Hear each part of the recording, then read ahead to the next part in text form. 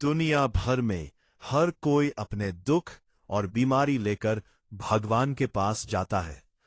लेकिन क्या आपने कभी सुना है कि पूरे ब्रह्मांड का स्वामी भी बीमार पड़ सकता है? ओडिशा के पुरी मंदिर में हर साल एक ऐसा चमत्कार होता है जहां स्वयं भगवान जगन्नाथ 15 दिनों के लिए बीमार पड़ जाते हैं। आइए जानते हैं इस रहस्यमयी अनसारा की पूरी कहानी। कहानी शुरू होती है ज्येष्ठा पूर्णिमा के दिन से, जिसे हम स्नान यात्रा के रूप में जानते हैं। इस दिन प्रभु जगन्नाथ, बलभद्र और देवी सुभद्रा को रत्ना सिंहासन से बाहर लाया जाता है। सोना कुआन यानी पवित्र सोने के कुएं से निकले गए 108 सोने के घाड़ों के जल से प्रभु का महास्नान होता है।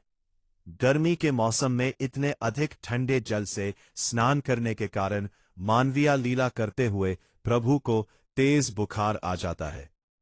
स्नान के तुरंत बाद मंदिर के भारी दरवाजे भक्तों के लिए पूरी तरह बंद कर दिए जाते हैं। इसे कहते हैं अनसारा। अगले 15 दिनों तक प्रभु एक अंधेरे और शांत कमरे में रहते हैं। मंदिर में कोई घंटी नहीं बाजती, कोई बड़ा भोग नहीं लगता, सिर्फ चुनिंदा सेवायत ही अंदर जा सकते हैं।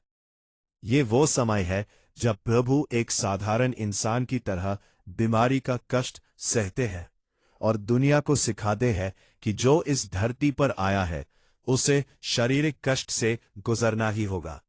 लेकिन सवाल यह है कि प्रभु का उपचार कैसे होता है। इसके लिए पुरी के राज वैद्य को बुलाया जाता है। वो कोई फैक्ट्री की दवाई नहीं, बल्कि पुरानी वनस्पतियों, दुर्लभ जड़ी बूटियों और एक विशेष फुलुरी तेल का उपयोग करते हैं। इस दौरान प्रभु को अन्ना नहीं दिया जाता, बल्कि सिर्फ फलों का रस और ठंडा पाना दिया जाता है। एक एक करके दिन गुजरते हैं और राजवैद्य की निष्ठा और सेवा से प्रभु का स्वास्थ्य धीरे धीरे सुधरने लगता है। ये पूरा दृश्य भक्ति और विश्वास की पराकाष्ठा है। अंत में आता है आषाढ़ अमावास्या का दिन। 15 दिनों के इंतजार के बाद मंदिर के दरवाजे खुलते हैं और प्रभु अपने नाबा यौवना रूप में दर्शन देते हैं। चेहरे पर वही तेजस्वी मुस्कान और आंखों में वही करुणा लौट आती है। अपने भगवान को फिर से स्वस्थ देखकर हर भक्त की आंख भर आती है। इसके तुरंत बाद शुरू होती है विश्व प्रसिद्ध रथ यात्रा, जहां प्रभु अपने भक्तों से मिलने मंदिर से बाहर आते हैं।